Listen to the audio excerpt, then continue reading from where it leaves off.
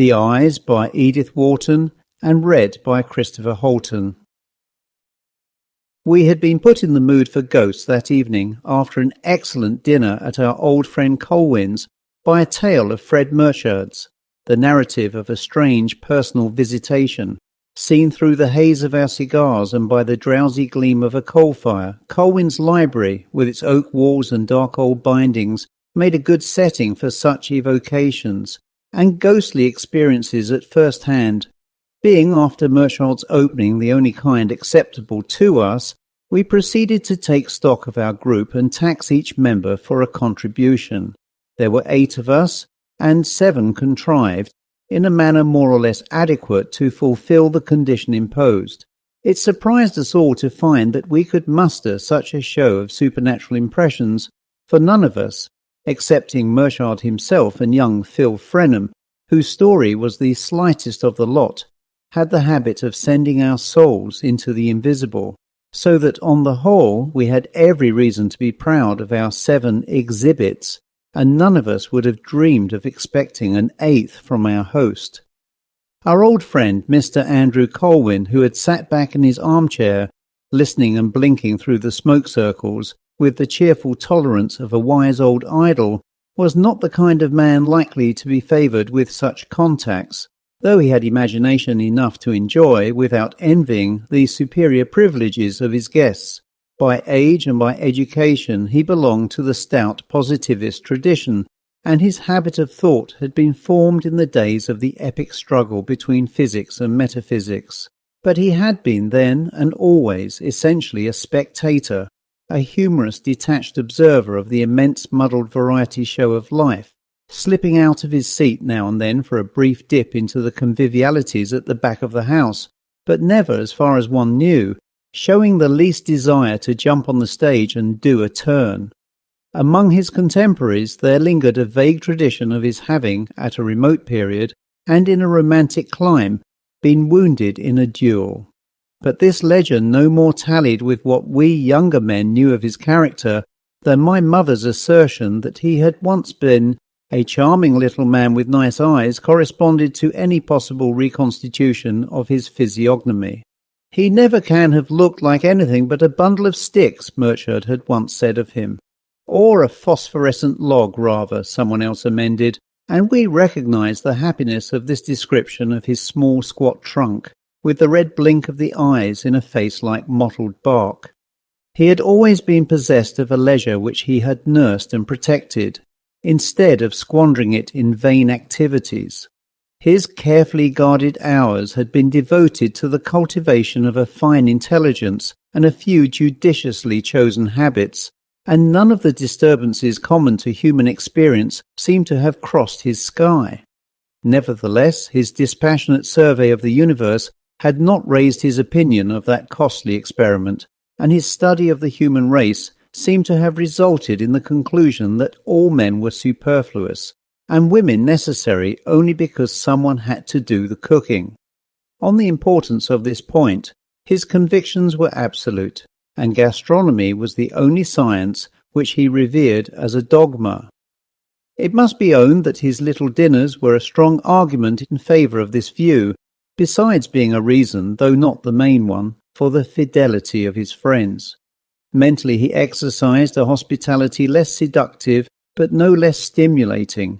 His mind was like a forum or some open meeting place for the exchange of ideas, somewhat cold and draughty but light, spacious and orderly, a kind of academic grove from which all the leaves have fallen.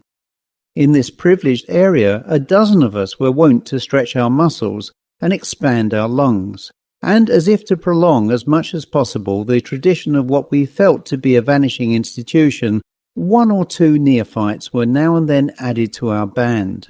Young Phil Frenham was the last and the most interesting of these recruits, and a good example of Murchard's somewhat morbid assertion that our old friend liked 'em juicy. It was indeed a fact that Colwin, for all his dryness, specially tasted the lyric qualities in youth. As he was far too good an Epicurean to nip the flowers of soul which he gathered for his garden, his friendship was not a disintegrating influence. On the contrary, It forced the young idea to robuster bloom, and in Phil Frenham he had a good subject for experimentation. The boy was really intelligent, and the soundness of his nature was like the pure paste under a fine glaze. Culwin had fished him out of a fog of family dullness and pulled him up to a peak in Darien, and the adventure hadn't hurt him a bit. Indeed, the skill with which Culwin had contrived to stimulate his curiosities without robbing them of their bloom of awe seemed to me a sufficient answer to Murchard's ogreish metaphor. There was nothing hectic in Frenham's efflorescence, and his old friend had not laid even a fingertip on the sacred stupidities. One wanted no better proof of that than the fact that Frenham still reverenced them in Culwin. "There's a side of him you fellows don't see. I believe that story about the duel," he declared, and it was of the very essence of this belief that it should impel him, just as our little party was dispersing, to turn back to our host with the joking demand, "And now you've got to tell us about your ghost." The outer door had closed on Murchard and the others. Only Frenham and I remained, and the devoted servant who presided over Culwin's destinies, having brought a fresh supply of soda water, had been laconically ordered to bed. Culwin's sociability was a night-blooming flower, and we knew that he expected the nucleus of his group to tighten around him after midnight. But Frenham's appeal seemed to disconcert him comically, and he rose from the chair in which he had just reseated himself after his farewells in the hall. "My ghost, do you suppose I'm fool enough to go to the expense of keeping one of my own, when there are so many charming ones in my friends' closets? Take another cigar," he said, revolving towards me with a laugh. Frenham laughed too, pulling up his slender height before the chimney-piece as he turned to face his short, bristling friend. "Oh," he said, "you'd never be content to share if you met one you really liked." Culwin had dropped back into his armchair, his shock head embedded in the hollow of worn leather, his little eyes glimmering over a fresh cigar. Liked, good Lord," he growled. "Ah, you have then." Frenham pounced on him in the same instant, with a side glance of victory at me, but Culwin cowered gnome-like among his cushions, dissembling himself in a protective cloud of smoke. "What's the use of denying it? You've seen everything, so of course you've seen a ghost." His young friend persisted, talking intrepidly into the cloud. "Or, if you haven't seen one, it's only because you've seen two." The form of the challenge seemed to strike our host. He shot his head out of the mist with a queer tortoise-like motion he sometimes had, and blinked approvingly at Frenham. "That's it," he flung at us on a shrill jerk of laughter. "It's only because I've seen two." The words were so unexpected that they dropped down and down into a deep silence, while we continued to stare at each other over Culwin's head, and Culwin stared at his ghosts. At length Frenham, without speaking, threw himself into the chair on the other side of the hearth, and leaned forward with his listening smile. "Oh, of course they're not show ghosts. A collector wouldn't think anything of them. Don't let me raise your hopes. Their one merit is their numerical strength, the exceptional fact of there being two. But, as against this, I'm bound to admit that at any moment I could probably have exorcised them both by asking my doctor for a prescription or my oculist for a pair of spectacles. Only as I never could make up my mind whether to go to the doctor or the oculist, whether I was afflicted by an optical or a digestive delusion, I left them to pursue their interesting double life, though at times they made mine exceedingly uncomfortable. Yes, uncomfortable, and you know how I hate to be uncomfortable, but it was part of my stupid pride when the thing began, not to admit that I could be disturbed by the trifling matter of seeing two. And then I'd no reason really to suppose I was ill. As far as I knew, I was simply bored, horribly bored. But it was part of my boredom, I remember, that I was feeling so uncommonly well, and didn't know how on earth to work off my surplus energy. I had come back from a long journey down in South America and Mexico, and had settled down for the winter near New York, with an old aunt who had known Washington Irving and corresponded with MP Willis. She lived not far from Irvington in a damp Gothic villa overhung by Norway spruces and looking exactly like a memorial emblem done in hair. Her personal appearance was in keeping with this image, and her own hair, of which there was little left, might have been sacrificed to the manufacture of the emblem.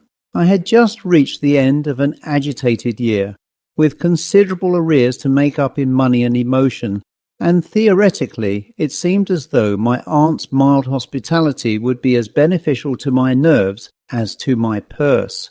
But the deuce of it was that as soon as I felt myself safe and sheltered, my energy began to revive.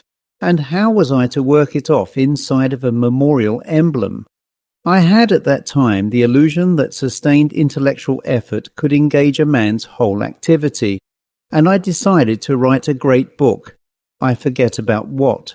My aunt, impressed by my plan, gave up to me her Gothic library, filled with classics bound in black cloth and daguerreotypes of faded celebrities, and I sat down at my desk to win myself a place among their number. And to facilitate my task, she lent me a cousin to copy my manuscript. The cousin was a nice girl, and I had an idea that a nice girl was just what I needed to restore my faith in human nature, and principally in myself. She was neither beautiful nor intelligent, poor Alice Nowell, but it interested me to see any woman content to be so uninteresting, and I wanted to find out the secret of her content. In doing this, I handled it rather rashly and put it out of joint. Oh, just for a moment. There's no fatuity in telling you this, for the poor girl had never seen anyone but cousins. Well, I was sorry for what I'd done, of course, and confusedly bothered as to how I should put it straight. She was staying in the house, and one evening after my aunt had gone to bed, she came down to the library to fetch a book she'd mislaid, like any artless heroine on the shelves behind us. She was pink-nosed and flustered, and it suddenly occurred to me that her hair, though it was fairly thick and pretty, would look exactly like my aunt's when she grew older. I was glad I had noticed this, for it made it easier for me to decide to do what was right. And when I had found the book she hadn't lost, I told her I was leaving for Europe that week. Europe was terribly far off in those days, and Alice knew at once what I meant. She didn't take it in the least as I'd expected. It would have been easier if she had.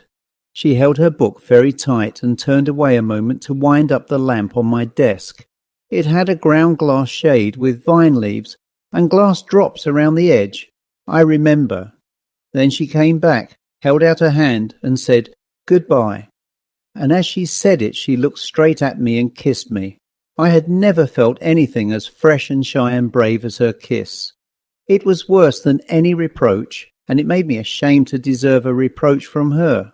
I said to myself, I'll marry her, and when my aunt dies, she'll leave us this house, and I'll sit here at the desk and go on with my book.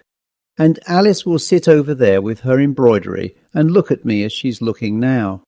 And life will go on like that for any number of years. The prospect frightened me a little, but at the time it didn't frighten me as much as doing anything to hurt her.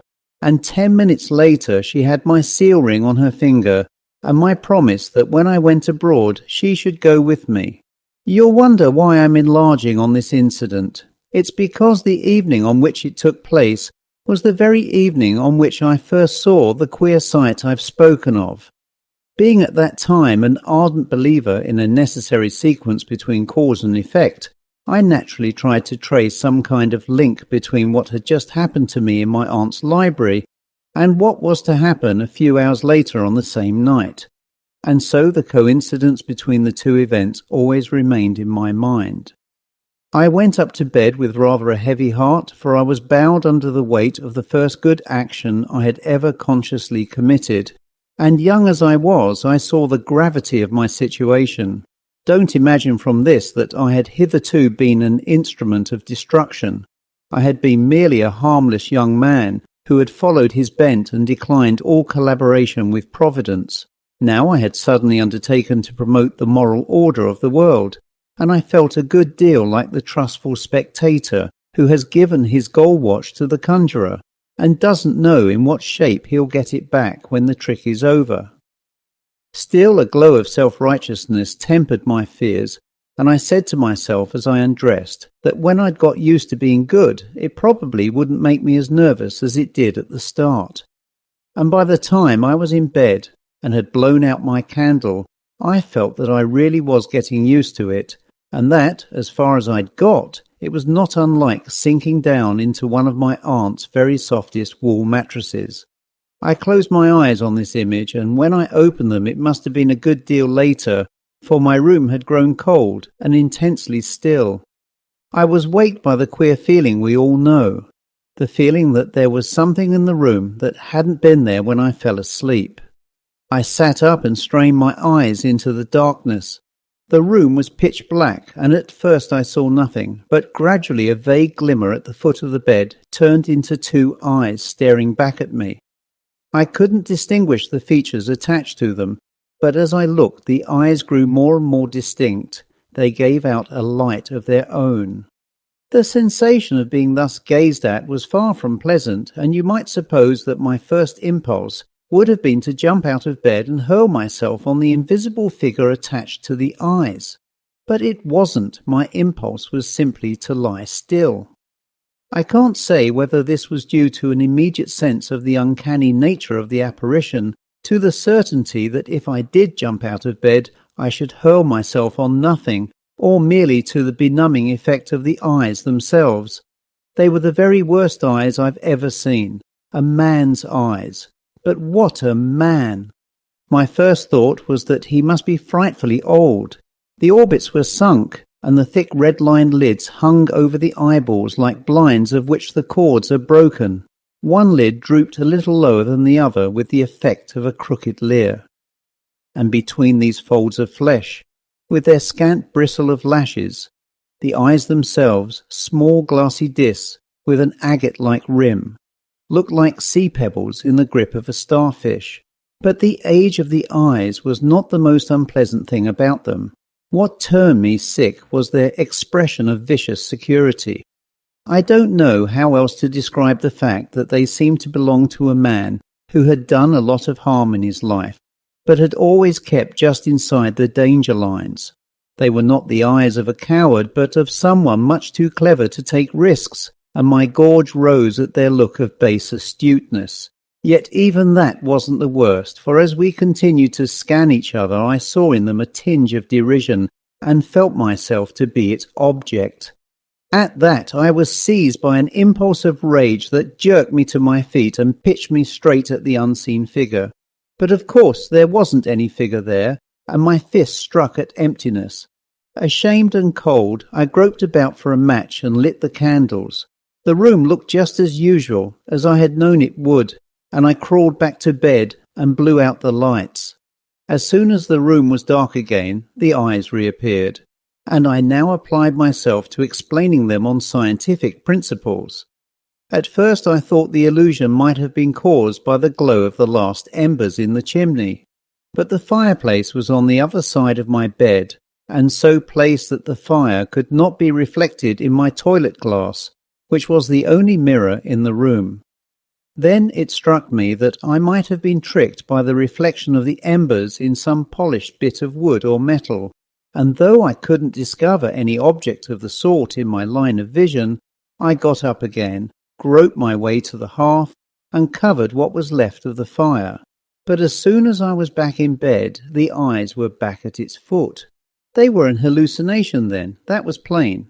But the fact that they were not due to any external dupery didn't make them a bit pleasanter, for if they were a projection of my inner consciousness, what the deuce was the matter with that organ?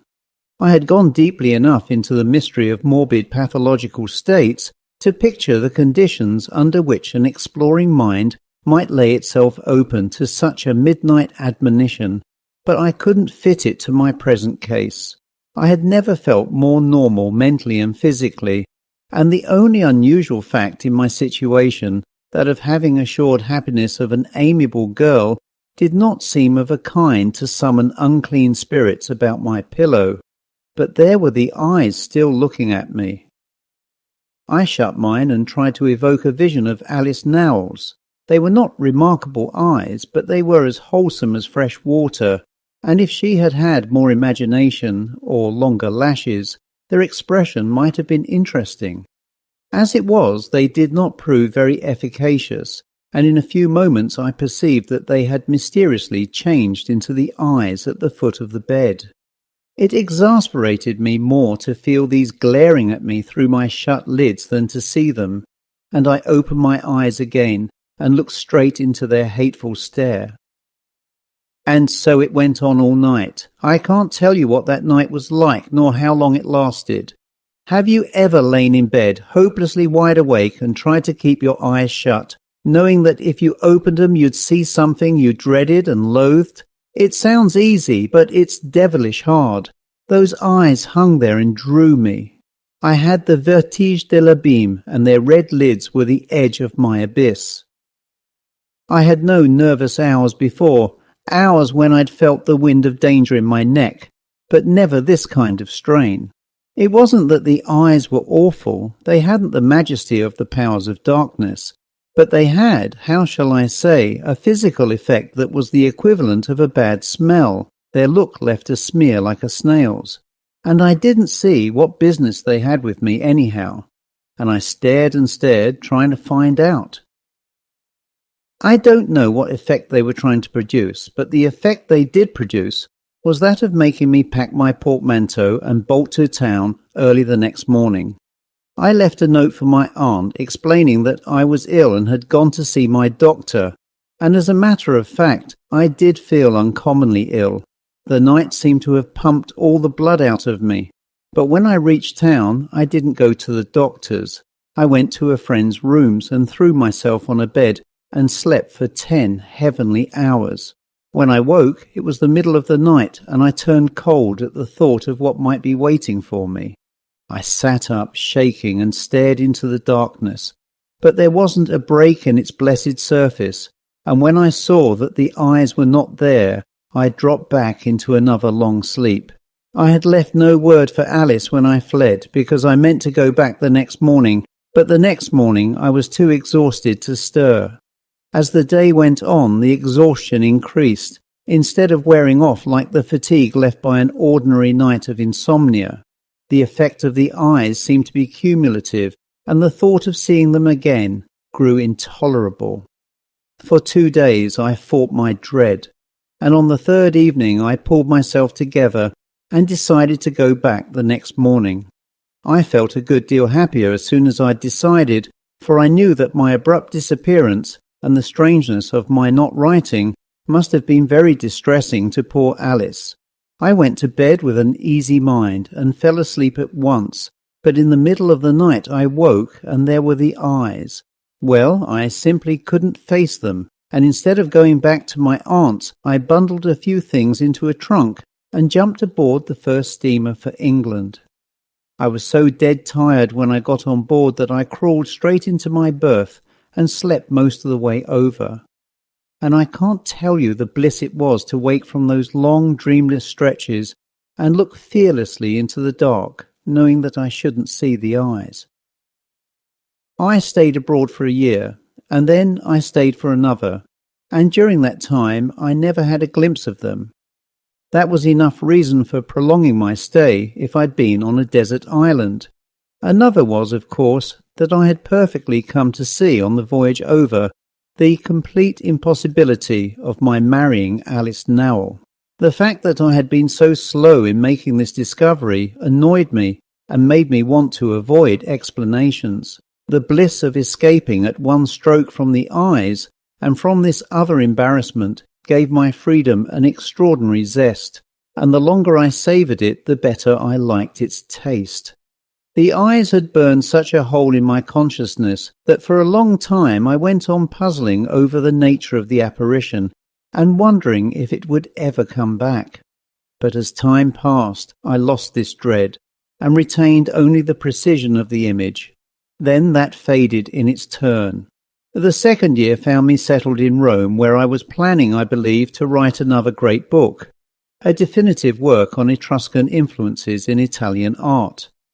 At any rate, I'd found some pretext of the kind for taking a sunny apartment in the Piazza di Spagna and dabbling about in the Forum. And there, one morning, a charming youth came to me. As he stood there in the warm light, slender and smooth and hyacinthine, he might have stepped from a ruined altar, one to Antinous, say, but he'd come instead from New York with a letter of all people from Alice Nowell. The letter, the first I'd had from her since our break, was simply a line introducing her young cousin, Gilbert Noyes, and appealing to me to befriend him. It appeared, poor lad, that he had talent and wanted to write. And an obdurate family having insisted that his calligraphy should take the form of double entry, Alice had intervened to win him 6 months' respite, during which he was to travel abroad on a meagre pittance and somehow prove his ability to increase it by his pen. The quaint conditions of the test struck me first. It seemed about as conclusive as a medieval ordeal. Then I was touched by her having sent him to me. I had always wanted to do her some service, to justify myself in my own eyes rather than hers, and here was a beautiful occasion. I imagine it's safe to lay down the general principle that predestined geniuses don't as a rule appear before one in the spring sunshine of the Forum, looking like one of its banished gods. At any rate, poor Noyes wasn't a predestined genius, but he was beautiful to see and charming as a comrade. It was only when he began to talk literature that my heart failed me. I knew all the symptoms so well, the things he had in him, and the things outside him that impinged. There's the real test, after all. It was always, punctually, inevitably, with the inexorableness of a mechanical law, it was always the wrong thing that struck him. I grew to find a certain fascination in deciding in advance exactly which wrong thing he'd select, and I acquired an astonishing skill at the game. The worst of it was that his bêtise wasn't of the too obvious sort. Ladies who met him at picnics thought him intellectual, and even at dinners he passed for clever. I, who had him under the microscope, fancied now and then that he might develop some kind of a slim talent, something that he could make do and be happy on, and wasn't that, after all, what I was concerned with? He was so charming, he continued to be so charming, that he called forth all my charity in support of this argument, and for the first few months I really believed there was a chance for him. Those months were delightful. Noyes was constantly with me, and the more I saw of him, the better I liked him. His stupidity was a natural grace. It was as beautiful, really, as his eyelashes, and he was so gay, so affectionate, and so happy with me, that telling him the truth would have been about as pleasant as slitting the throat of some gentle animal. At first I used to wonder what had put into that radiant head the detestable delusion that it held a brain. Then I began to see that it was simply protective mimicry, an instinctive ruse to get away from family life and an office desk. Not that Gilbert didn't, dear lad, believe in himself. There wasn't a trace of hypocrisy in him.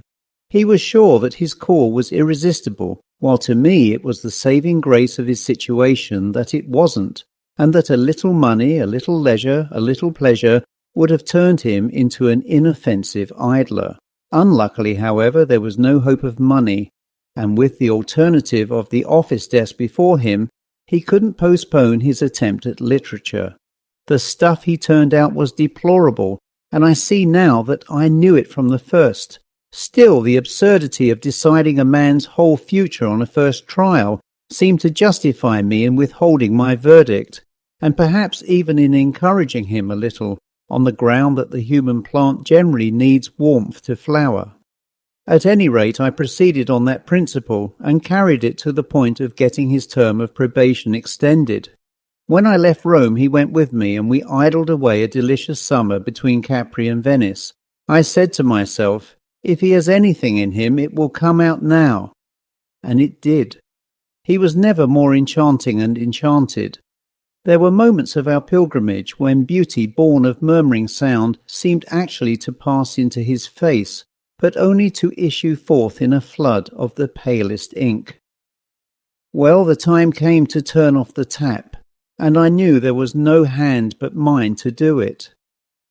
We were back in Rome, and I had taken him to stay with me, not wanting him to be alone in his pension when he had to face the necessity of renouncing his ambition. I hadn't, of course, relied solely on my own judgment in deciding to advise him to drop literature. I had sent his stuff to various people, editors and critics, and they had always sent it back with the same chilling lack of comment. Really, there was nothing on earth to say. I confess I never felt more shabbily than I did on the day when I decided to have it out with Gilbert. It was well enough to tell myself that it was my duty to knock the poor boy's hopes into splinters, but I'd like to know what act of gratuitous cruelty hasn't been justified on that plea. I've always shrunk from usurping the functions of Providence, and when I have to exercise them, I decidedly prefer that it shouldn't be on an errand of destruction. Besides, in the last issue, who was I to decide, even after a year's trial, if poor Gilbert had it in him or not? The more I looked at the part I'd resolved to play, the less I liked it, and I liked it still less when Gilbert sat opposite me, with his head thrown back in the lamplight, just as Phil's is now. I'd been going over his last manuscript, and he knew it, and he knew that his future hung on my verdict. We'd tacitly agreed to that. The manuscript lay between us, on my table, a novel, his first novel, if you please, and he reached over and laid his hand on it, and looked up at me with all his life in the look. I stood up and cleared my throat, trying to keep my eyes away from his face and on the manuscript. "The fact is, my dear Gilbert," I began. I saw him turn pale, but he was up and facing me in an instant. "Oh, look here, don't take on so, my dear fellow. I'm not so awfully cut up as all that." His hands were on my shoulders, and he was laughing down on me from his full height, with a kind of mortally stricken gaiety that drove the knife into my side. He was too beautifully brave for me to keep up any humbug about my duty, and it came over me suddenly how I should hurt others in hurting him. Myself first, since sending him home meant losing him, but more particularly poor Alice Nowell, to whom I had so longed to prove my good faith and my desire to serve her. It really seemed like failing her twice to fail Gilbert. But my intuition was like one of those lightning flashes that encircle the whole horizon, and in the same instant I saw what I might be letting myself in for if I didn't tell the truth. I said to myself, I shall have him for life. And I'd never yet seen anyone, man or woman, whom I was quite sure of wanting on those terms. Well, this impulse of egotism decided me. I was ashamed of it, and to get away from it, I took a leap that landed me straight in Gilbert's arms. "The thing's all right, and you're all wrong," I shouted up at him, and as he hugged me and I laughed and shook in his clutch, I had for a minute the sense of self-complacency that is supposed to attend the footsteps of the just. Hang it all, making people happy has its charms. Gilbert, of course, was for celebrating his emancipation in some spectacular manner, but I sent him away alone to explode his emotions and went to bed to sleep off mine. As I undressed, I began to wonder what their aftertaste would be. So many of the finest don't keep. Still, I wasn't sorry, and I meant to empty the bottle, even if it did turn a trifle flat. After I got into bed, I lay for a long time, smiling at the memory of his eyes, his blissful eyes. Then I fell asleep, and when I woke, the room was deathly cold. I sat up with a jerk, and there were the other eyes.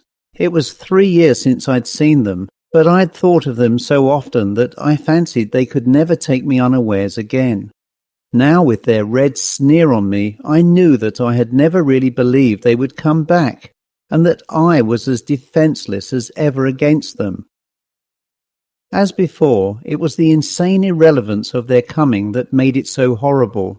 What the deuce were they after, to leap out at me at such a time?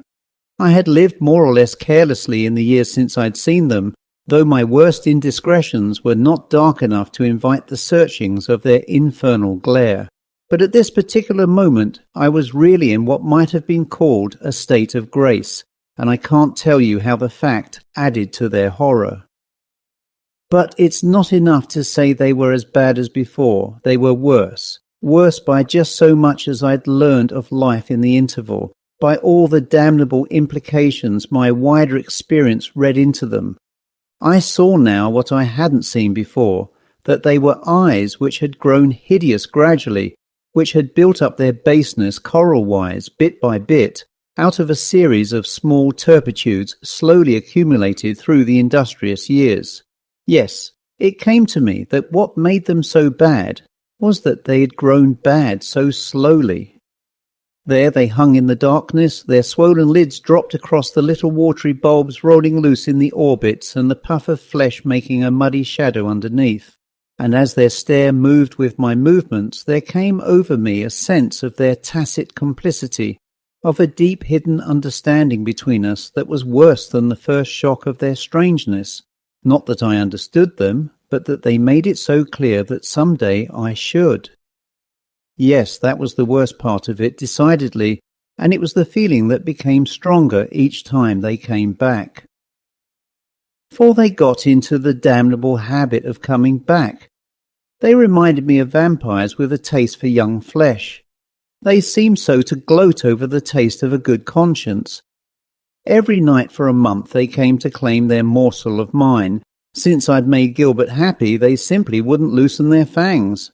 The coincidence almost made me hate him, poor lad, fortuitous as I felt it to be. I puzzled over it a good deal, but couldn't find any hint of an explanation, except in the chance of his association with Alice Nowell.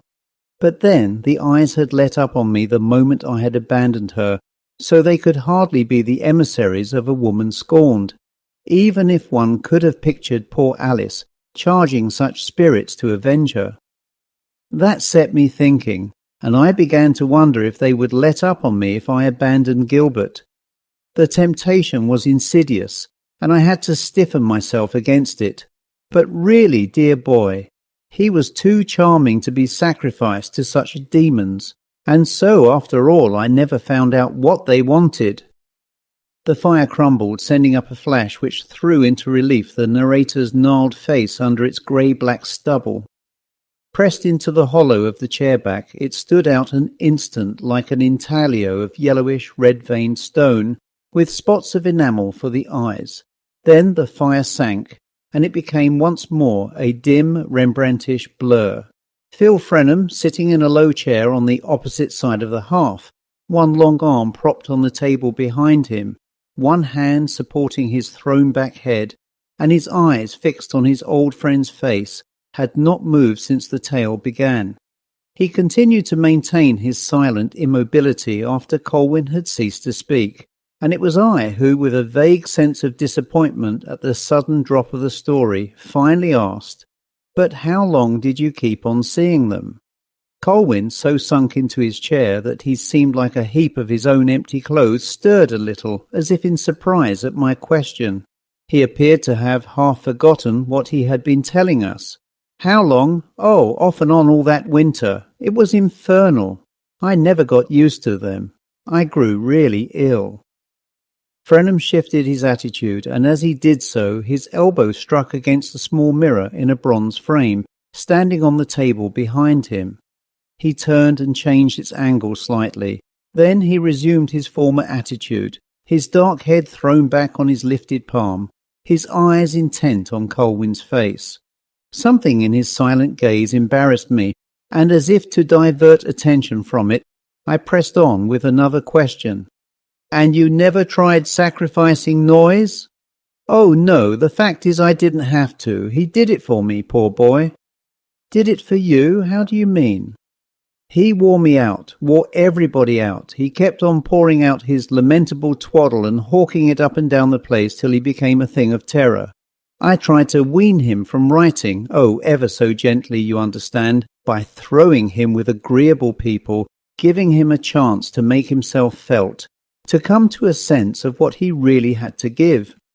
I'd foreseen this solution from the beginning, felt sure that once the first ardour of authorship was quenched, he'd drop into his place as a charming parasitic thing, the kind of chronic cherubino for whom, in old societies, there's always a seat at table, and a shelter behind the ladies' skirts. I saw him take his place as the poet who doesn't write. One knows the type in every drawing room.